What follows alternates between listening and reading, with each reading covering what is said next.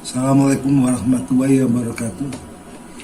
Pada konten ini saya akan memaparkan mengenai proses eksekusi yang terkendala.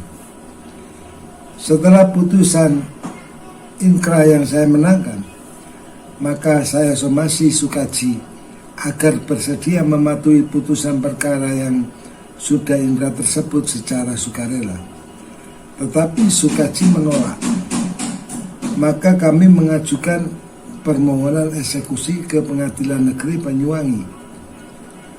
Pada tahap eksekusi ini mengingatkan saya peristiwa eksekusi yang berlarut-larut sampai sekira 7 tahun ketika Sukaji lawan pihak Neng dan kawan-kawan. Objek sengketanya sekira 50 meter dari objek rumah sengketa kami. Dan sekarang seolah-olah termohon eksekusi Sukaji ingin menghalanginya melakukan upaya mengulur-ulur waktu dan mengambangkan eksekusi yang tanpa kejelasan, dan seolah-olah berharap eksekusi ini mengalami penusukan. Faktanya, saya lawan Sukaji sudah selama 14 tahun melalui 6 kali berperkara pada objek sengketa yang sama yang sampai hari ini belum tuntas. Eksekusi adalah upaya paksa yang dilakukan oleh pihak pengadilan apabila pihak yang kalah tidak bersedia mematuhi putusan perkara yang sudah inkra. Eksekusi diatur dalam pasal 225 HIR dan proses eksekusi dalam perkara ini tidak bersesuaian dengan pasal 225 HIR tersebut, terkendala tanpa kejelasan. Proses eksekusi yang sudah saya lakukan adalah sebagai berikut. 1. Bahwa pada tanggal 21 Maret 2022 kami mengajukan permohonan eksekusi melalui surat permohonan eksekusi nomor 01 garing permohonan eksekusi garing 21 garing 03 garing 22.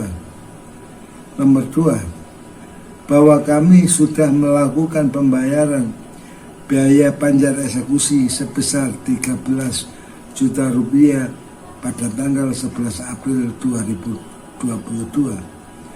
3. Bahwa saya selaku kuasa pemohon eksekusi mendapat panggilan sidang insidentil amani atau sidang teguran tanggal 27 April 2022. Biasanya yang dipanggil adalah pihak yang kalah untuk mendapatkan teguran dan dipertanyakan kenapa tidak bersedia mematuhi putusan yang telah inkra tersebut. 4.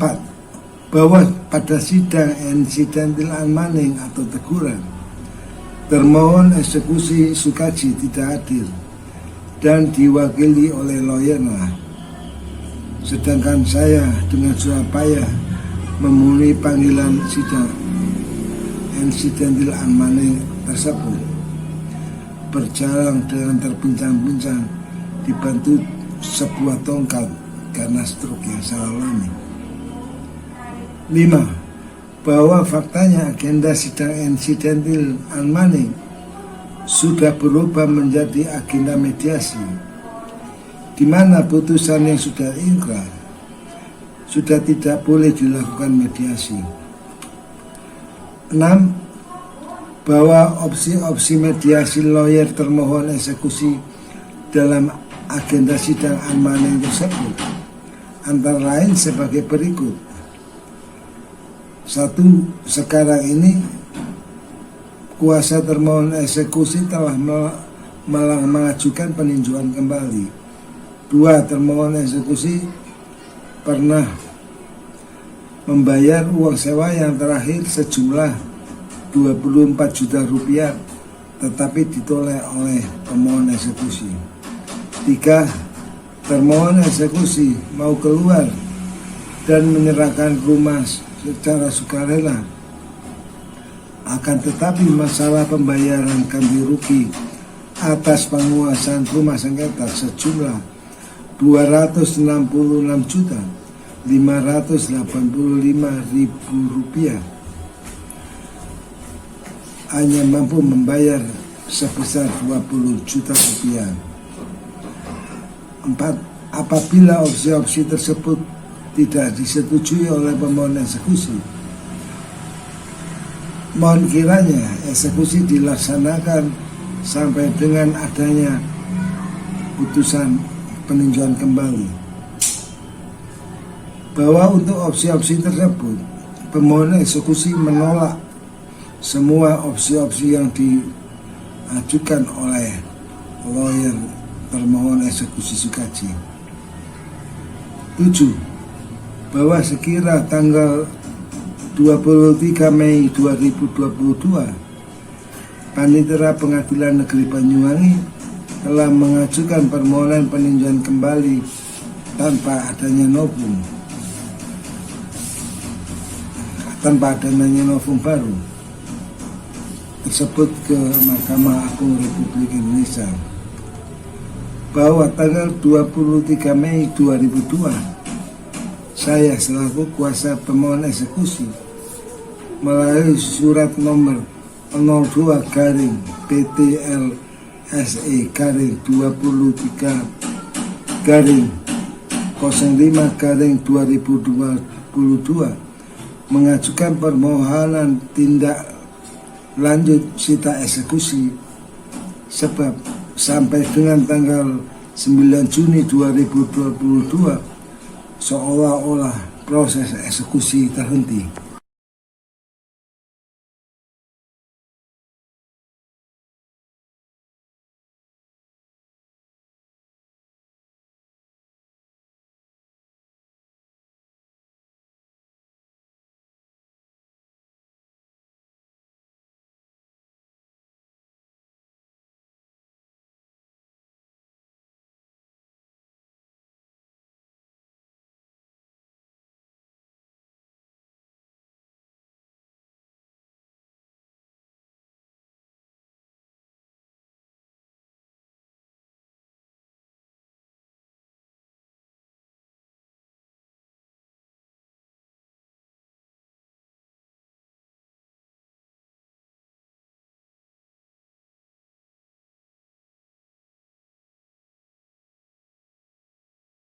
Sembilan, bahwa oleh karena sampai tanggal 9 Juni 2022 seolah-olah ada pembiaran dan ketidakjelasan mengenai permohonan sita eksekusi yang saya ajukan, maka saya mengajukan pengaduan ke Badan Pengawasan Mahkamah Agung Republik Indonesia melalui surat nomor 01 garing pengaduan ke Bawas MARI garing 9 garing 06 garing 2022.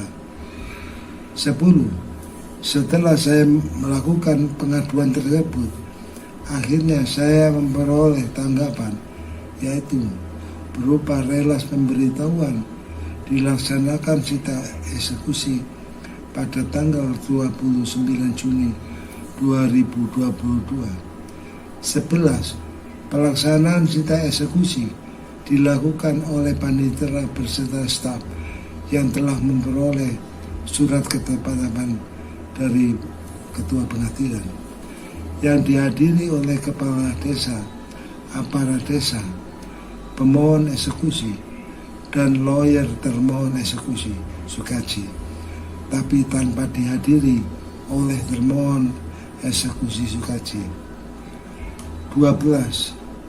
Bahwa sita eksekusi diatur dalam pasal 197 AIR berjalan tidak bersesuaian dengan pasal tersebut. Sebab 1. Termohon eksekusi selaku pemilik aset tidak hadir tanpa keterangan dan surat bukti yang jelas, sehingga sita eksekusi objek rumah sengketa tidak dapat dilaksanakan. Objek rumah sengketa terkunci rapat, sehingga pelaksana tidak dapat masuk ke dalam rumah objek sengketa. Panitera sebagai pelaksana eksekusi yang memiliki kewenangan upaya paksa tidak melakukan tindakan apa-apa karena tidak dapat masuk ke dalam rumah sengketa. Tanpa adanya kejelasan mengenai real eksekusi kapan akan dilaksanakan dan tanpa ada penjelasan. 11. Bahwa oleh karena hal tersebut saya mengajukan pengaduan kembali ke Mahkamah Agung pada tanggal 29 Juli 2022 karena belum ada kejelasan tindak lanjut mengenai eksekusi real yang seolah-olah mengambang. Terkesan pelaksanaan sita eksekusi hanyalah formalitas belaka. 14. Bahwa terkesan seolah-olah ketidakjelasan eksekusi real tersebut dilakukan pembiaran dan mengambang. 15.